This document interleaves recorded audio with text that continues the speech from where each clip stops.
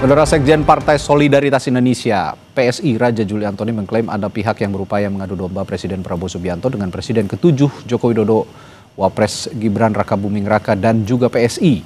Raja Juli tegaskan PSI setia dengan Prabowo. Menurut Raja Juli ada pihak yang menyebarkan video dengan narasi berisi Presiden ke-7 Jokowi dan Wapres Gibran yang tengah menggalang aksi demonstrasi. Raja Juli bilang ia telah berkomunikasi dengan tim Presiden untuk mengklarifikasi masalah ini.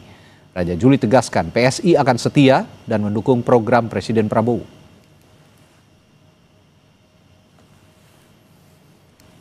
Saya kira Mas Kaisang membuat rilis bahwa di tengah hiruk pikuk dan masalah yang kita hadapi ini ada medsos ya yang cukup dibanjiri oleh banyak pihak yang mencoba mengadu domba antara Pak Prabowo dan Pak Jokowi, termasuk Mas Gibran dan PSI. Semalam misalkan dari tim Pak Prabowo kami berkomunikasi cukup intens ya untuk saling mengklarifikasi tabayun ya. Ada sebuah video yang isinya berbeda dengan narasinya. Jadi isinya Pak Jokowi ketemu siapa, Mas Gibran ketemu siapa, PSI ketemu siapa, tapi itu dianggap sebuah pertemuan untuk menggalang demo-demo yang terjadi pada hari ini. Kami kutip dari Kompas.com, Kaisang merespons beberapa konten di media sosial yang berupaya membenturkan Bapak Presiden Prabowo Subianto dengan PSI dan Bapak Jokowi. DPP PSI dengan tegas menyatakan bahwa itu adalah bohong dan menyesatkan. Ini adalah adu domba yang menginginkan perpecahan antar pemimpin dan anak bangsa, ujar Kaisang. Saudara PSI sebut ada pihak-pihak yang ingin mengadu domba Presiden Prabowo dengan Jokowi, Wapres Gibran, dan juga Kaisang. Siapa pihak yang dimaksud dan apa tujuannya? Kita ulas bersama juru bicara PSI Beni Papa, politisi Gerindra yang juga Wakil Ketua Komisi 13 DPR RI Sugiat Santoso dari fraksi Partai Gerindra, serta Direktur Eksekutif Carta Politika Yunarto Wijaya. Selamat malam Bapak-Bapak. Selamat malam. Selamat malam. Saya ke Bung Beni dulu dari PSI kalau begitu. Bung Beni, jadi kalau saya ingin lebih spesifik lagi, yang orang-orang yang ingin mengadu domba ini menurut dari PSI, analisis PSI siapa? Iya, jadi saya kira jelas ya yang disampaikan Mas Kaisang kemarin dan juga disampaikan oleh Mas Sekjen, bahwa memang ada pihak-pihak yang mencoba merongrong ya dalam tanda kutip harmonisnya hubungan antara Pak Prabowo dengan Pak Jokowi. Jadi kalau ditanya siapa, ya saya kira mereka yang selama ini ya mencoba untuk mendiskreditkan Pak Jokowi. Orang-orang yang selama ini tidak suka ketika Pak Jokowi dan Pak Prabowo bersatu bersama-sama untuk saling memberikan menjaga hubungan untuk membangun bangsa dan negara ini. Jadi sebenarnya tidak sulit juga untuk mengidentifikasi, tapi saya pikir silakan masyarakat yang menilai siapa yang ingin membenturkan hubungan Pak Prabowo dengan Pak Jokowi. Tapi bagi kami, bagi Partai PSI, saya pikir kita tidak terlalu sulit untuk melihat ya siapa yang kelompok-kelompok mana yang ingin agar hubungan Pak Jokowi dengan Pak Prabowo itu kemudian retak dengan diadu domba dengan narasi-narasi yang hoax ya. Okay. Apalagi kalau kita lihat narasi-narasi yang mereka bangun, itu kan narasi-narasi yang tidak benar ya. Banyak video-video ya yang diproduksi akun-akun yang memang selama ini yang selalu menyerang Pak Jokowi, Mas. Jadi ya mereka yang sedang ingin mengais keuntungan di tengah situasi hari ini yang sedang kita hadapi. Oke, lalu dengan demikian apa yang ingin PSI tindak lanjuti? Bukankah dengan pernyataan-pernyataan yang bersayap seperti ini juga dikhawatirkan malah nanti menambah kekisruhan, Bung Beni?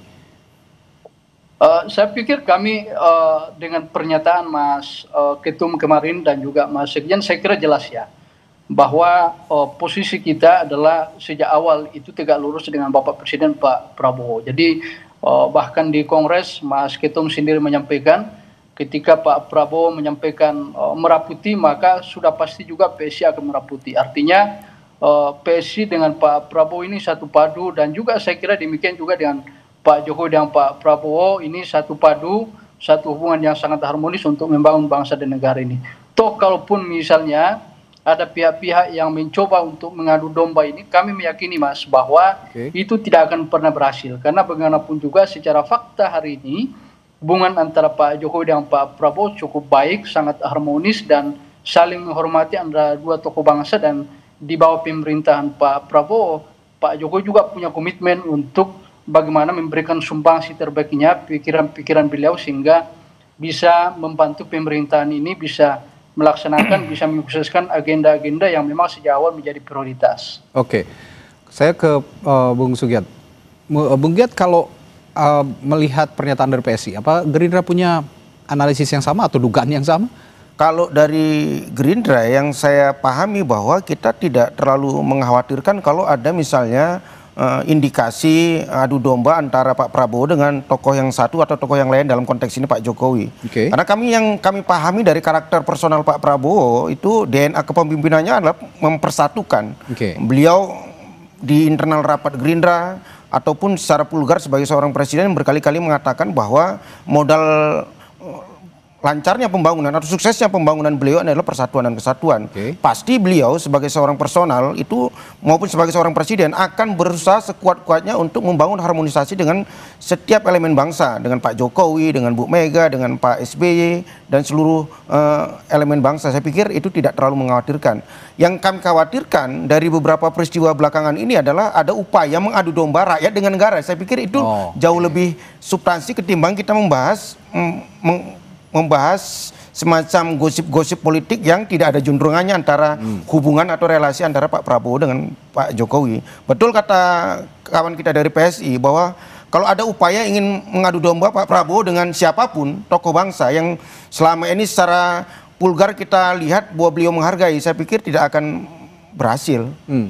Artinya sampai detik ini komunikasi hubungan Pak Prabowo dengan Pak Jokowi baik-baik saja? Ya, saya pikir ini kelebihan Pak Prabowo ya, satu-satunya tokoh politik yang secara personal bisa membangun komunikasi dengan seluruh pihak.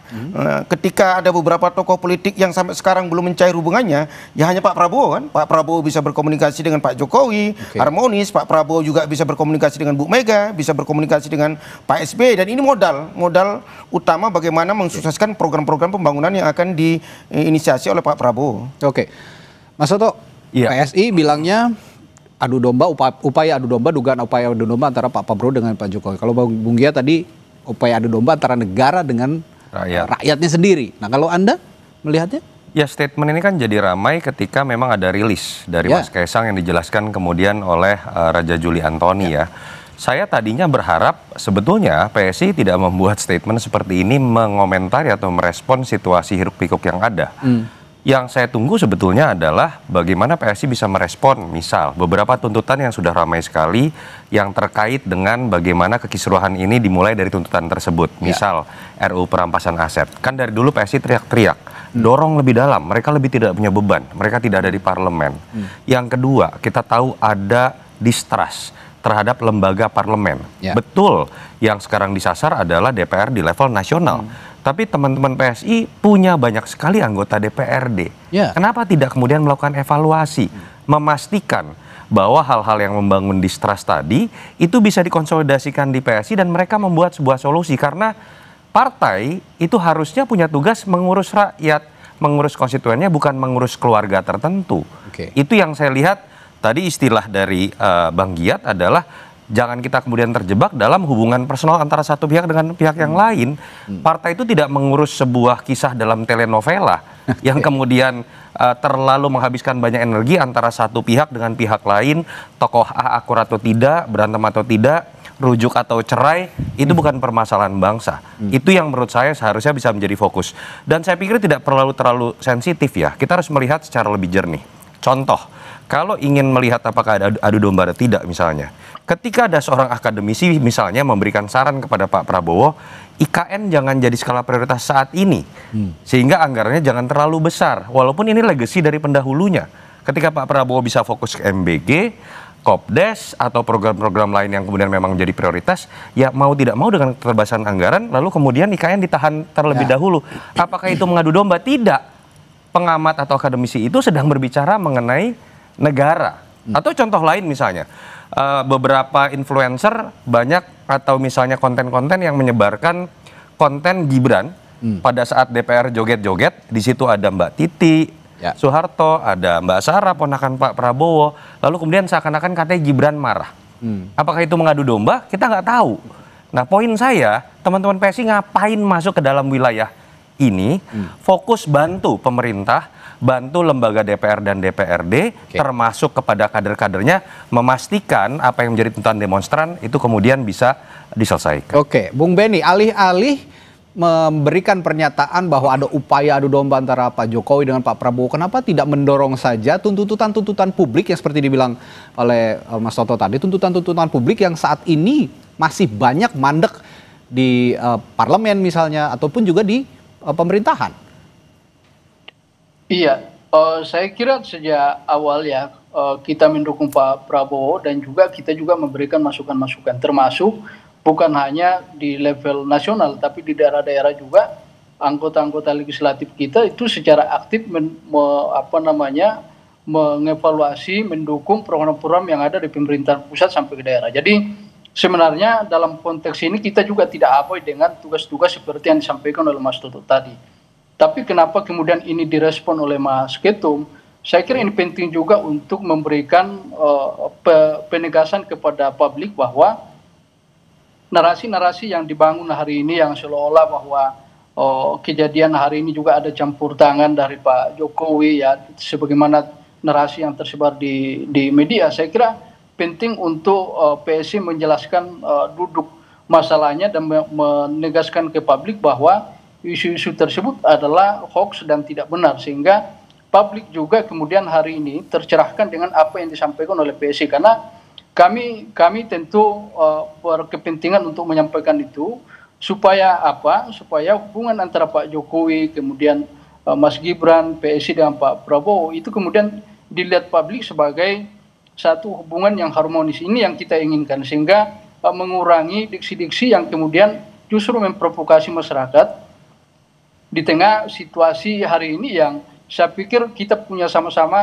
kepentingan yang sama untuk bagaimana situasi ini per hari ini kita bisa selesaikan dengan baik, kita bisa carikan solusi sebagaimana komitmen dan apa yang disampaikan oleh Bapak Presiden Prabowo, kemudian mengajak semua kelompok, ya, semua lapisan untuk bersama-sama menyelesaikan persoalan ini. Jadi saya pikir PSI tidak abai dengan tugas-tugas kepartaian sebagaimana disampaikan tadi, tapi sekali lagi kami penting menyampaikan ke publik sehingga tidak ada hoax yang kemudian menjadi konsumsi masyarakat, sehingga hubungan antara Pak Prabowo dan Pak Jokowi juga bisa dilihat masyarakat sebagai satu kekuatan untuk membangun bangsa dan negara ini ke depan. Oke, tapi begini Bung Benny, saya menyimak juga pernyataan rekan Anda, Raja Juli Antoni, yang mengatakan dalam pernyataan tadi, pertemuan dengan Pak Jokowi, dengan siapa, lalu Mas Gibran ketemu siapa, ini dianggap juga oleh sebagian pihak, oleh publik gitu ya, pihak tertentu menggalang demo belakangan ini. Ini dasarnya dari mana? Saya akan tanyakan itu nanti setelah jeda di Sapa Indonesia Malam. Tetaplah bersama kami.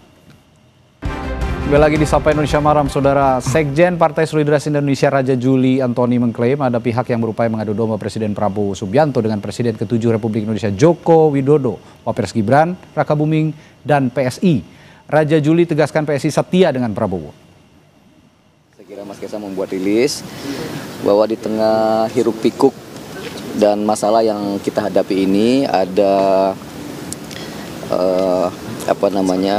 medsos ya yang cukup dibanjiri oleh banyak pihak yang mencoba mengadu domba antara Pak Prabowo dan Pak Jokowi, termasuk Mas Gibran dan PSI.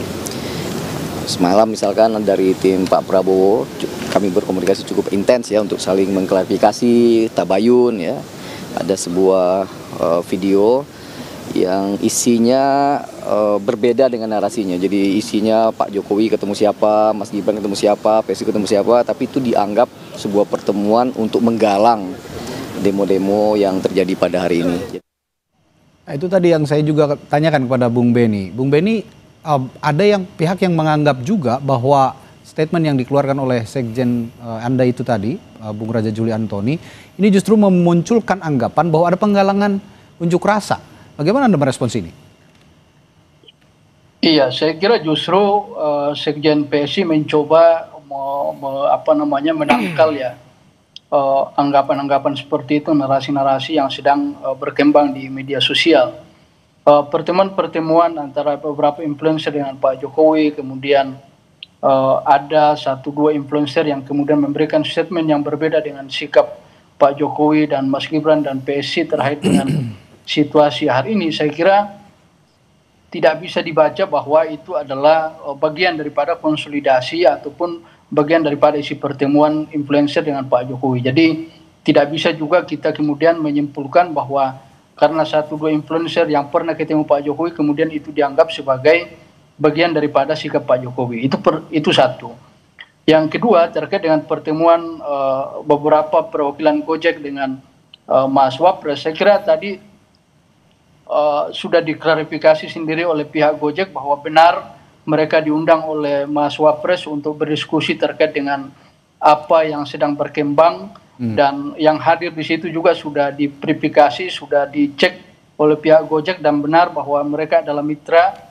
Yang kedua, bahwa yang hadir pada saat pertemuan dengan Wapres itu adalah orang yang sama ketika Bapak Presiden Bapak Prabowo Subianto mengundang pihak Gojek untuk berdiskusi pada bulan Maret yang lalu. Jadi saya pikir ini yang mesti dilihat oleh publik, dibaca oleh publik, bahwa konteks dan pertemuan, setiap pertemuan kan berbeda-beda, dan saya kira mesti diklarifikasi betul bagaimana kebenarannya pertemuan itu. Dan yang paling penting adalah tidak bisa kemudian publik menyimpulkan serta-merta, ya, sekali lagi termasuk tadi salah satu influencer yang pernah bertemu Pak Jokowi kemudian dianggap sebagai suara dari Pak Jokowi. Saya kira tidak bisa seperti itu juga. Jadi ini adalah hoax yang sedang berkembang di media sosial yang memang bagi kami Partai PSI berkepentingan untuk mengklarifikasi ini. Sifatnya klarifikasi. Tujuannya satu, Mas, bahwa agar upaya-upaya pembangunan yang sedang digalakkan oleh pemerintahan Pak Prabowo hari ini, kemudian dalam situasi hari ini kemudian tidak dicederai oleh narasi-narasi kebohongan yang berkembang di media sosial.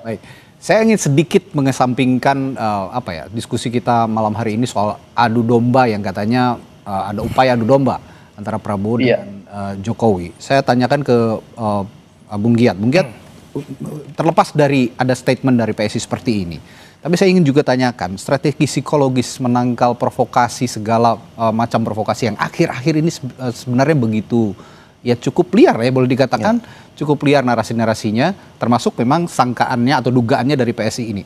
Ada strategi khusus dari Partai Gerindra khususnya untuk citranya pemerintah dan lebih spesifik lagi Presiden Prabowo? Ya, kalau terkait dengan indikasi politik adu domba, sebetulnya kan Pak Presiden sendiri berkali-kali mengatakan bahwa kelemahan bangsa kita ini tradisi politik yang ada di Nusantara, ya. Kenapa misalnya dari zaman kerajaan terus zaman penjajahan Belanda selalu tradisi politik kita itu politik divide et impera, kan, politik pecah belah, politik adu domba, sehingga nggak bisa maju-maju. Nah, itulah yang ingin dituntaskan oleh Bapak Prabowo Subianto. Tidak ada lagi tradisi politik seperti itu. Apalagi kan kalau kita belajar sejarah, misalnya founding father kita membentuk negara Indonesia yang modern ini, itu kan biasa saja misalnya terjadi dialektika perdebatan terkait dengan kebijakan negara, ideologi negara, program-program, tapi secara personal founding father kita kan bersahabat semua, kan. Agus Salim dengan tokoh PNI bersahabat, yang lain. Saya pikir tradisi seperti itu yang ingin dikuatkan lagi oleh Presiden kita Bapak Prabowo Subianto dengan membangun hubungan yang sangat harmonis dengan semua pihak.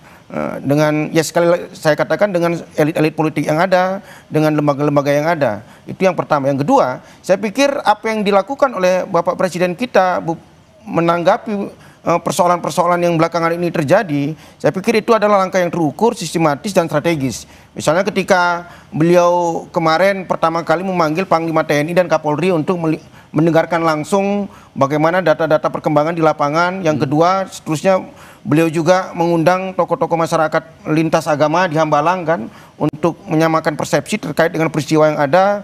Kemudian disusul lagi dengan mengundang pimpinan-pimpinan lembaga negara, ketua MPR, ketua DPR, ketua DPD, dan pimpinan-pimpinan partai politik untuk katakanlah menyatukan lagi persepsi. Dan yang paling ujung di finalnya beliau bersikap tegas bahwa sebagai negara kita menjamin, dalam demokrasi menjamin setiap aspirasi yang murni terkait dengan hajat hidup rakyat itu akan dicatat, akan ditindaklanjuti, dan akan dicari solusinya. Tapi beliau tegas memerintahkan kepada Kapolri dan Panglima TNI bahwa jika ada yang berusaha untuk melakukan kerusuhan-kerusuhan yang itu bisa merusak tatanan negara, ditindak tegas. Saya pikir itu langkah yang terukur, strategis dan sistematis. Oke, nah Mas Toto kalau begitu dengan cara-cara yang sudah dilakukan pemerintah sejauh ini, apakah itu sudah cukup progresif untuk meredam ataupun membalikan suasana kondusif lagi, juga tuntutan-tuntutan publik yang begitu masif sekarang juga sudah bisa, apakah sudah sudah bisa terjawab atau belum?